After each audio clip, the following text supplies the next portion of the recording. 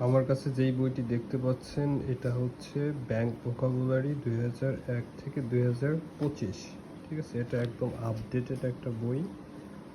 এই বইয়ে ব্যাংকের যতগুলো ভোকাবুলারি আছে, মানে এর প্রিভিয়াস ইয়ারের যত কোশ্চেন আসছে ভোকাবুলারির পার্ট থেকে, তার সবগুলোই অ্যাড করা হয়েছে। এখানে শুধু গভর্নমেন্ট ব্যাংকের যে কোশ্চেন দেওয়া আছে তা না, এখানে আপনার প্রাইভেট ব্যাংকেরও বিভিন্ন কোশ্চেন দেওয়া আছে। সবগুলোই আসলে ভোকাবুলারি বেস। আপনারা যারা ব্যাংকের প্রিপারেশন নিতে যাচ্ছেন তারা হয়তো জানেন যে ব্যাংকের জন্য ভোকাবুলারি খুব ইম্পর্টেন্ট, কারণ ইংলিশ পার্টে প্রায় 10 থেকে 15 মার্কস ভোকাবুলারির উপরেই কোশ্চেন হয়।